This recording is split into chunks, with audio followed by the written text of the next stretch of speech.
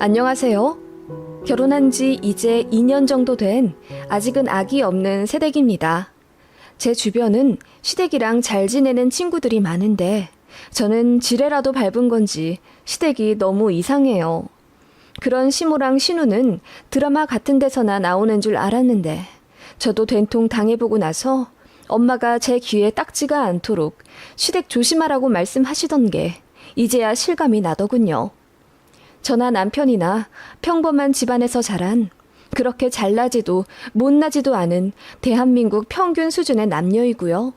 저는 중소기업 경리, 남편은 작게 음식 사업하고 있습니다. 시댁이랑 친정 두 집안 다 여유로운 수준까진 아니어도 적당히 노후 준비하신 상태이고 양가 부모님 모두 건강하신 편입니다. 그리고 저랑 남편에게는 둘 다 동생 한 명씩 있고요. 장남 장녀끼리의 결혼입니다. 남편은 여동생, 저는 남동생 하나 있어요. 제 동생은 공부를 못하고 맨날 사고만 쳤었는데 제가 잡돌이 하듯 남동생 정신교육시켜 일찌감치 본인 적성 찾아 전문대 들어가 취직해서 지금은 연봉 7천 정도 받는 어엿한 사회인이 되었습니다. 제 동생은 저에게 많이 고마워는 하지만 그만큼 무서워합니다. 그래도 제 앞가림 잘하는 동생 보며 애 잡길 잘했다는 생각이 드는 저는 어쩔 수 없는 누나인가 봅니다. 반면 남편의 여동생, 그러니까 제 신우는 참 답이 없어요. 남편이랑 4살 차이가 나고 저랑 동갑이에요. 그런 신우에게 사연이 좀 있는데 20대 중반에 잘 다니던 대학 자퇴하고 무슨 사업을 한다고 사고를 쳤다고 합니다. 저희 시부모님이 신우 앞으로 전세 5천짜리 원룸 하나 계약을 해주셨는데 신우가 그 집 빼서 전세 보증금이랑 모자라는 건 대출을 어디서 왕창 받아가지고 그 나이에 빚이 3천이나 생겼어요. 사업한다고 난리쳤던 그 일은 결국 사기였나 보더라고요. 사회 초년생에게 가혹하지만 신우도 잘 알아보고 하면 좋았을 텐데요. 시부모님은 그 전세 보증금 5천만 원이 신우 나중에 결혼 자금이었는데 한순간에 돈 다 날리고 갚아야 할 대출까지 생기자 그야말로 머리 싸매고 누우셨다고 하더군요. 그게 저희 결혼 전 일이었다고 해요. 그 일이 많이 충격적이었는지 구직 활동도 안 하고 그냥 집에서 몇 년 놀다가 한 2년 전부터 알바를 하기 시작했어요. 신우는 그마저도 힘들다며 1, 2개월 하다 관두길 일쑤였고 결국 딱 자기 용돈만큼만 벌며 시댁에서 기생하며 살더라고요. 시어머니가 해주시는 밥 먹고 시어머니가 속옷 빨래까지 해서 신우 방에 갖다 주신다는데 저는 처음에 그 얘기 듣고 기절초풍했습니다. 저랑 남동생은 자기 할 일은 스스로 하며 컸거든요. 초등학생 때부터 엄마가 빨랫줄에서 빨랫감 걷어오시면 각자 자기 옷 찾아 개서 옷장에 넣었습니다. 밥이요? 일찌감치 독립했고 용돈 아껴 쓴다고 밖에서 음식도 잘 안 사 먹었습니다. 20살 때부터 가계부 써서 돈 관리했고 식재료 관리해 직접 음식 해 먹었어요. 중소기업 경리로 들어갔지만 그래도 나름 열심히 해서 이른 나이에 대리도 달았고 자격증 따는 것도 쉬이하지 않았습니다. 그런 저는 신우가 정말 별세계 사람 같았죠. 그리고 시부모님이 꽤 잘해주시는데 저 같으면 부모님이 밀어주실 때 자격증이나 공무원 시험 준비라도 하겠어요. 신우는 다 귀찮고 싫다며 그냥 본가에서 엄마 품에 사는 것에 편안함을 느끼는 것 같더라고요. 상견례 때부터 인상적이었습니다. 저희 엄마가 제 신우에게 사돈 처녀는 우리 딸이랑 동갑이네요. 잘 지냈으면 좋겠네요. 라고 말하자 신우가 톡 쏘듯 나이만 같으면 뭐예요. 잘 맞아야 잘 지내죠. 용돈 잘 주면 생각해 볼게요. 원래 올케가 신우한테 용돈도 주고 그러는 거잖아요. 라고 하더라고요. 그 말에 저희 가족들도 어이가 없어서 헛웃음을 지었고 시모는 얼굴을 붉히며 어디 이런 자리에서 그런 농담을 하니? 얘가 실없긴 해도 마음은 착하고 여려요. 지 딴엔 장난친다고 하는 거예요. 하면서 신우를 두둔하더군요. 이런 신우랑 시모인데 제가 처음부터 좋아하겠나요? 결혼 준비 과정에서도 제 혈압을 오르게 했죠. 저희가 신혼집을 대출 최소화해서 마련한다고 결혼 준비 비용은 많이 졸라맸어요. 신혼여행도 값싼 동남아 3박 4일 정도로만 일정 짰죠. 결혼식도 패키지로 아주 저렴하게 한 편이고 예물 예단도 양가 허락받고 다 생략했습니다. 혼주 한복은 각자 알아서 하시는 걸로 얘기가 되었죠. 제 남동생은 이렇다 할 정장이 없었기에 제가 30만 원 정도 돈 줘서 한 벌 해줬고요. 남편도 신우한테 30만 원 정도 해주기로 했다던데 신우가 저한테 따로 전화를 하더라고요. 올케, 나 사고 싶은 옷이 있는데 오빠는 30만 원만 해준다네? 그걸로 자켓도 하나 못 사. 올케가 좀 더 해줘. 우리 자주 볼 사이인데 이런 걸로 벌써부터 쪼잔하게 굴진 않겠지? 올케가 나 20만 원만 더 줘. 계좌는 문자로 보낼게. 라고 지 할 말만 하고 끊더라고요. 저도 한성깔 하기에 그냥 씹어버렸습니다. 대신 신우는 저에게 엄청나게 삐져 있었죠. 그래서 결혼식 당일날 저한테 인사도 안 했습니다. 멀찍이서 있는 둥 없는 둥 사진만 찍고 쏙 집에 가더라고요. 신우와의 사이는 첫 단추부터 그렇게 어긋나 버렸습니다. 그 이후로 명절이나 주말에 시댁에 가게 되면 신우를 종종 마주치곤 했는데 그때마다 싹퉁머리 없이 저에게 시비를 걸곤 했어요. 올케, 왼손잡이야? 우리 오빠 올케랑 밥 먹을 때 힘들겠다. 난 왼손잡이랑 옆자리에서 앉아서 먹으면 너무 짜증나더라. 그거 완전 민폐야. 좀 고쳐. 오빠가 짜증날 일 뭐가 있어요? 마주보고 앉아서 먹지. 옆자리 앉아서 왜 먹어요, 저희가? 그런가? 아무튼 우리 집엔 왼손잡이 아무도 없는데 올케가 별종이긴 한가 봐. 무슨 말씀이세요? 시고모님도 왼손잡이시라고 시어머님이 말씀하셨는데요? 그래? 몰랐네? 그런 식으로 신우가 건들건들 저를 열받게 하면 저는 단 한마디도 지지 않고 다 되받아 쳤습니다. 그래서 신우는 저를 엄청 싫어하기 시작했죠. 저희 부부가 와도 방에서 안 나오거나 인사도 안 하고 쌩하니 외출해버리곤 했어요. 오히려 좋더라고요. 어차피 눈만 마주쳐도 으르렁대니 차라리 안 마주치는 게 좋았습니다. 그리고 남편도 제 편 든다고 버럭 화를 내며 여동생인 신우에게 지랄을 했기 때문에 제 남편이랑 신우 사이도 좋지 않았습니다. 그런 신우는 시아버님은 좀 혼내셨어요. 네 올케도 존댓말 꼬박꼬박 쓰는데 너도 말 좀 조심히 해. 아무리 동갑이라도 네 오빠 부인 아니냐. 반말하지 마.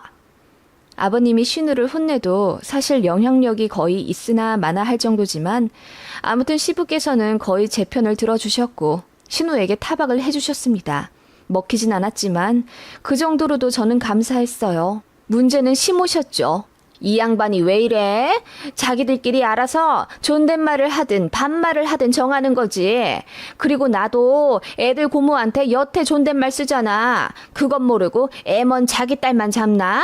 우리 시연이한테 뭐라고 하지 마요. 가뜩이나 동갑인데 누군 직장 다니고 결혼도 하고 얼마나 비교되겠어. 우리 애 기죽으니까 당신 그만해. 누구 아빠야? 누가 보면 우리 며느리 아빠인 줄 알겠어? 라고 비아냥대면 시아버지도 별 수 없다는 듯 헛기침을 하며 자리를 피하시곤 했죠. 그런 시모도 사실은 신우를 애물단지로 여기고 있었죠. 신우가 워낙 생활 습관이 안 잡힌 탓에 물론 전 그것도 부모의 가정교육에 달린 거라고 봅니다.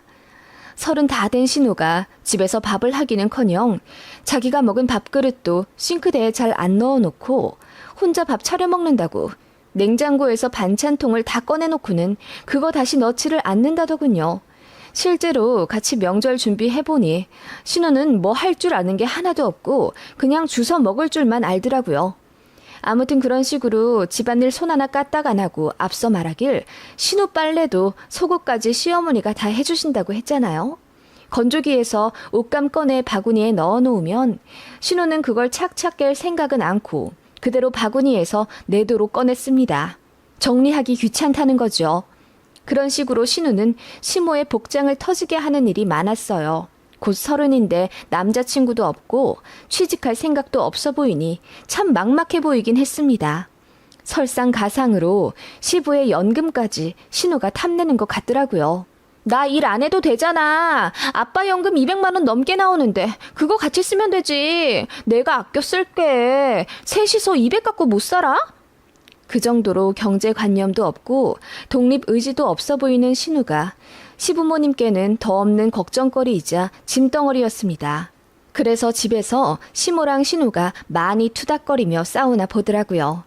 시모도 결국 못 참겠는지 신우랑 못 살겠다고 항복을 하신 겁니다. 어느 날 시모가 저희를 호출해 식사 한번 하자 하시더니 넌지시 말씀을 꺼내시더군요. 니들 신혼집에 방이 3개 있지 않니? 그거 다 어떻게 쓰고 있니? 저번에 갔을 땐 정리가 제대로 안 되어 있더만. 네, 안방 말고 작은 방 2개는 지금 운동방이랑 서재로 쓰고 있어요. 운동방? 운동기구 죄다 들여놓은 게 운동방이냐? 네, 저희 둘 다 살이 많이 쪄서요. 그렇다고 헬스장 다니려니 그것도 돈이고 해서 집에서 간단하게 하고 있어요. 아기 낳기 전까지 그 방에서 운동하고 아기 생기면 다 치워야죠. 그럼 나머지 하나는 서재? 무슨 직장인들이 서재가 필요해? 사장님도 아니고. 엄마, 나 가끔 재택근무 하잖아. 이 사람도 컴퓨터로 부업하는 게 있어서 우리 둘 다 컴퓨터 할 공간 필요해. 그건 왜 물으세요? 아니, 방 하나 어떻게 만들어줄 순 없겠니? 얘기 들어보니 운동방을 좀 정리하는 게 나을 것 같다만. 어머님, 왜 그러세요? 방을 만들다뇨? 제 말에 시어머니가 헛기침을 몇 번 하더니 조심스레 말씀하시더군요. 네 신우 말이야. 내가 언제까지 데리고 살 수도 없는 노릇이고 이제 독립을 좀 시켜야 하는데 그것이 지 손으로 뭘 하나 제대로 하는 게 있어야지. 보증금은 저번에 사기당해서 다 날려버리고 뭐 2천 정도는 또 해줄 수는 있겠다만 네 시아버지가 더는 목돈을 쥐어주기 싫은가 봐. 그래서 마음 같아서는 고시원에라도 넣고 싶은데. 그럼 고시원 보내세요. 요즘 고시원 옛날 같지 않아서 얼마나 좋은데요. 치안도 좋고요. 넌 네 동생 아니라고 얘기 막 하는구나. 고시원 가서 애가 어디 사람답게 살겠니? 시어머니는 그렇게 제 말에 버럭 화를 내며 가슴이 눈을 뜨고 절제를 보시더라고요. 제가 무슨 틀린 말 했나요? 요즘 고시원 얼마나 좋은데요. 방마다 화장실이랑 샤워실도 다 따로 있고요. 저도 원룸 살기 전에 고시원 2달 정도 살아봤었는데 괜찮았거든요. 그래서 나도 다 경험해본 거라 말씀드리는 거라고 했더니 신우는 다르대요. 저처럼 억세지가 않아서 혼자 못 살 거라나? 그러더니 슬그머니 제 눈치를 보며 니들 집에 방 하나 좀 해주면 좋겠다만 내가 그래도 양심이 있으니 달에 50만 원씩 니들 보내주마. 방값이랑 식재료비 뭐 이런 걸로 퉁치면 나쁘지 않지? 니들 관리비도 한 달에 20만 원 가까이 나온다며. 우리가 그렇게 보태주면 니들도 좋을 것 아니냐. 라고 하시길래 저랑 남편이 기함을 하며 그건 절대로 안 된다고 했죠. 그렇게 단칼에 잘라버리며 신우는 절대 같이 못 산다고 못 박아버리니 시모가 얼굴이 불그락 푸르락 하면서 당황하시는 거예요. 그러더니 바들바들 떨더니 인정머리 없는 것들 같으니 시연이 걔가 사기당하고 자존감 떨어져서 그렇지 옆에서 잘 다독거려주면 제 몫은 잘하래다. 가족으로서 안타깝지도 않냐? 특히 너는 오빠가 돼가지고 어떻게 지 동생을 그렇게 나몰라라 해. 엄마, 그 집에서 나만 살아? 와이프 집이기도 해. 나 혼자 방 3개짜리 쓴다면 생각은 해보겠지만 시연이랑 살면서 제일 불편한 사람은 와이프지. 아무리 애가 없다고 해도 그건 무리야. 그렇게 네 와이프 편 평생 들 거면 이제 우리 집 오지도 마라. 못난 놈 같으니라고. 너 같은 아들 이제 보기도 싫다.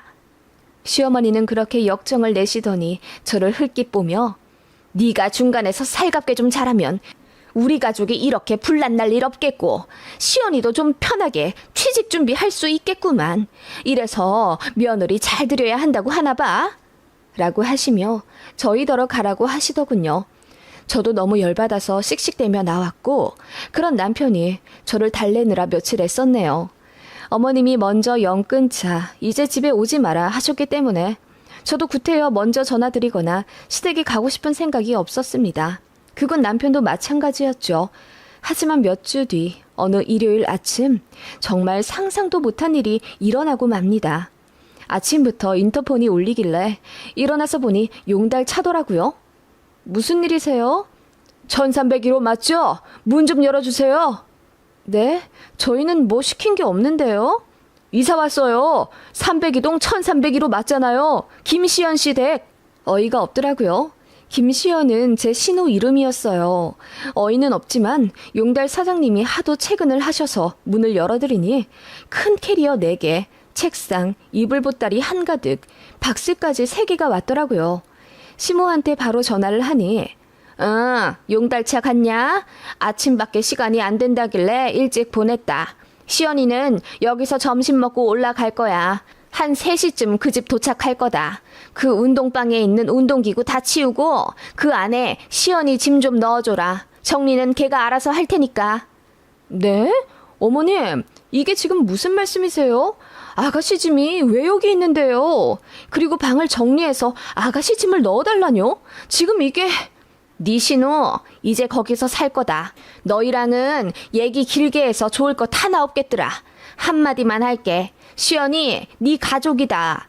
시집와서 어떻게 네 남편 하나만 보고 산다니? 시댁 가족 품을 줄도 알아야지. 네가 어려서 잘 모르는 거다. 나도 너만 할 때 나 네 시고모랑 몇 년 살았어. 다 그런 거다. 네 친동생이라 생각하고 우리 시연이 잘해줘라. 알겠냐? 어머님! 그렇게 어머님은 쫓기듯 전화를 끊어버렸고 다시 전화해도 안 받으시더군요. 신호한테 전화해도 마찬가지였습니다.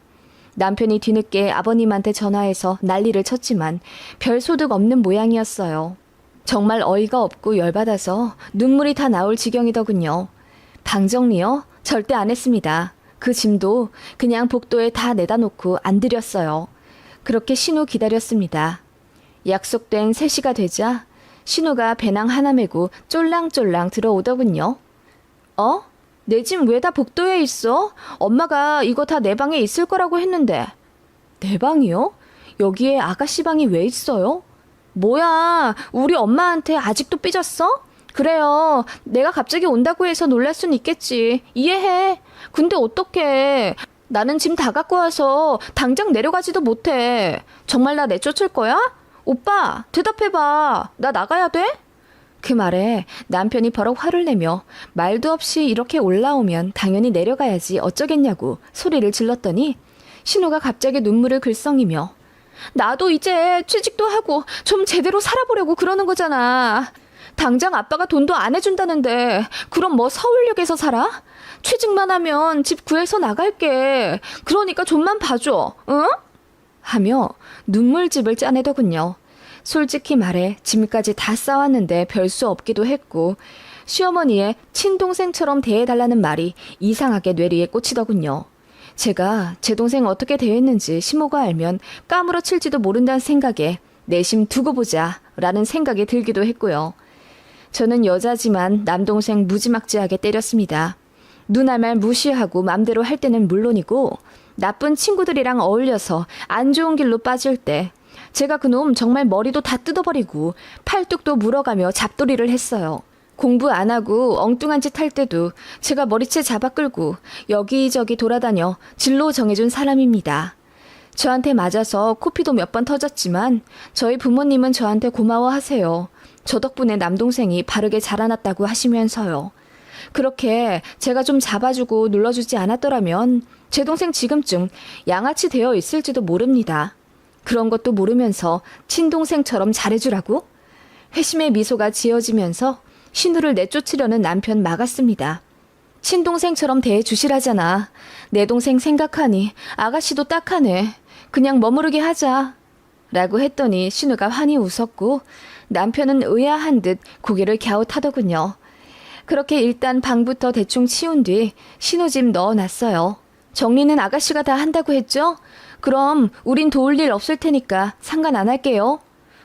이거 짐 많은데 나 혼자 못해. 올케랑 오빠가 좀 도와줘야지. 짐 싸는 것도 엄마가 다 해줬단 말이야. 근데 아가씨 언제까지 나한테 반말할 거예요?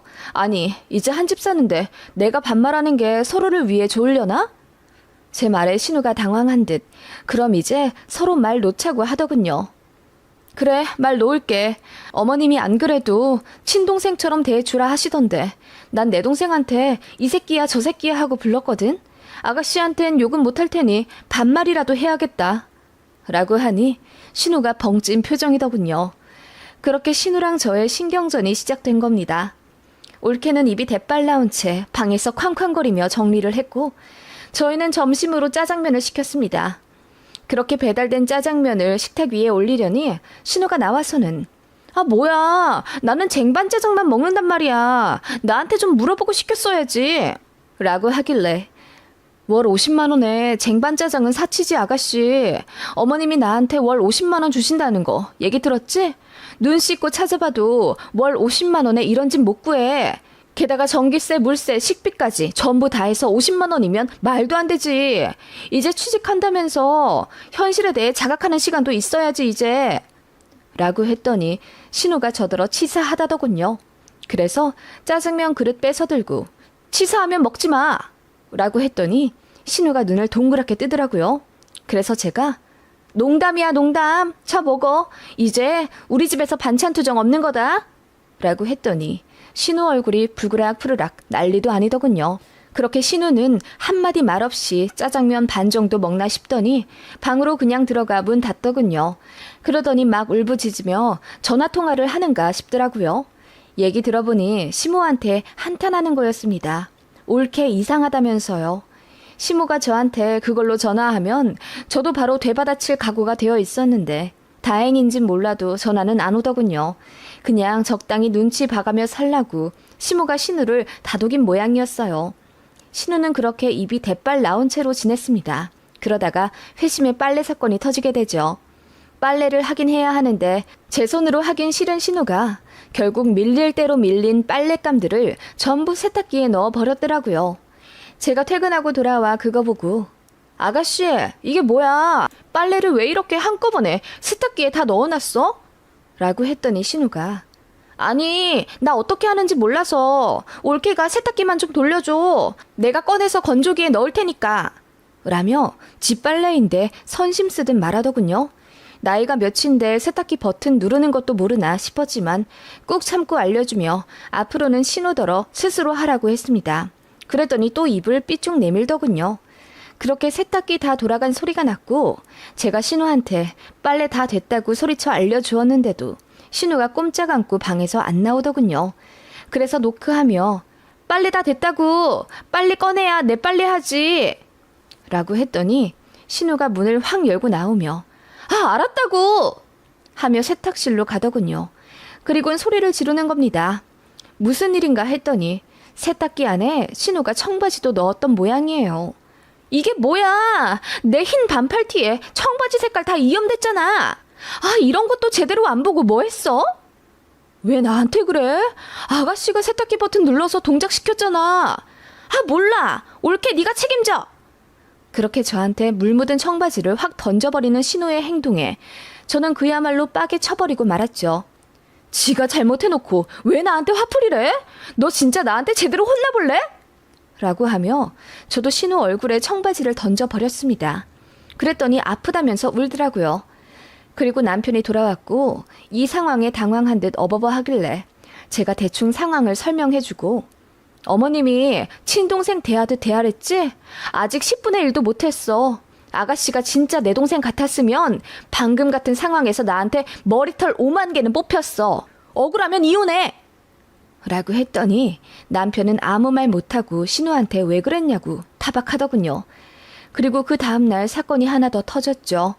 저희 친정에서 반찬을 보내주셨는데 저는 반찬통 그대로 꺼내 먹는 걸 너무 싫어합니다. 침 닿은 젓가락이 왔다 갔다 하는 게 싫어서 항상 그릇에 덜어내어 먹곤 하죠. 다 그렇지 않나요?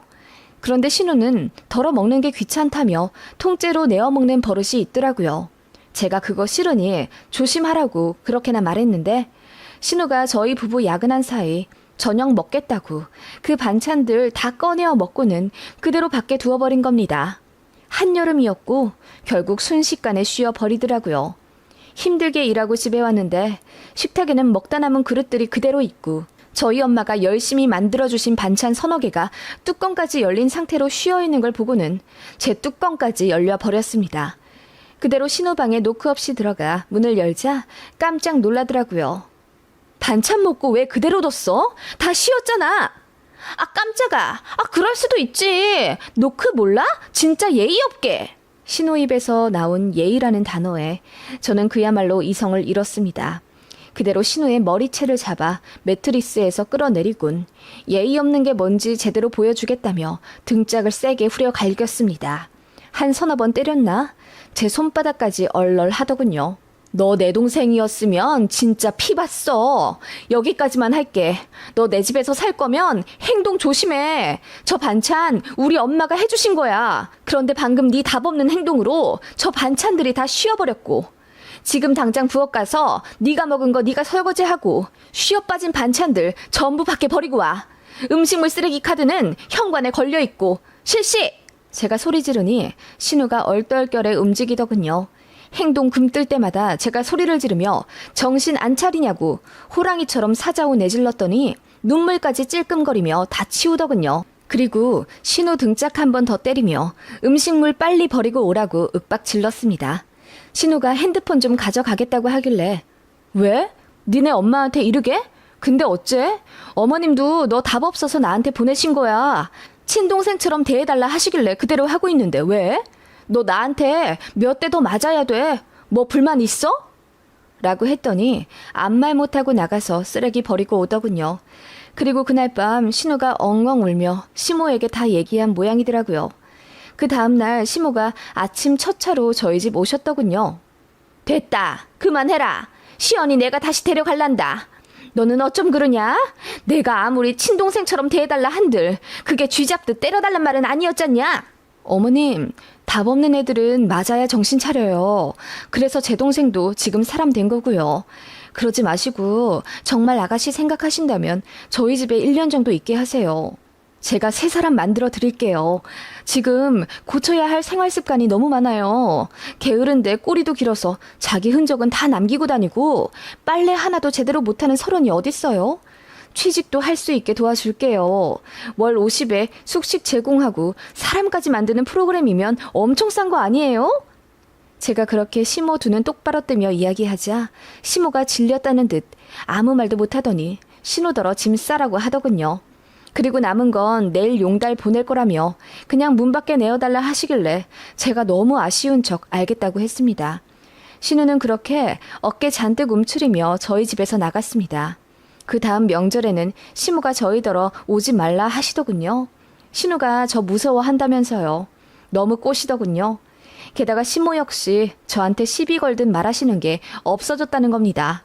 덧붙여 약간의 반전은 신우가 저한테 몇 대 얻어맞고 정말 자존심이 상해 정신 차렸는지 취직 준비를 열심히 했다고 하더군요. 제가 무시하는 게 직장 못 잡아 그러는 것 같다며 열받아 못 살겠다고 울부짖었다네요. 그해 12월 신우는 컴퓨터 관련 자격증 따서 면접 몇 번 보러 다니더니 계약직이긴 하지만 월 170만 원 정도 받는 직장 들어갔다고 하더라고요. 제 등짝 스매싱이 효험이 있긴 한가 봅니다.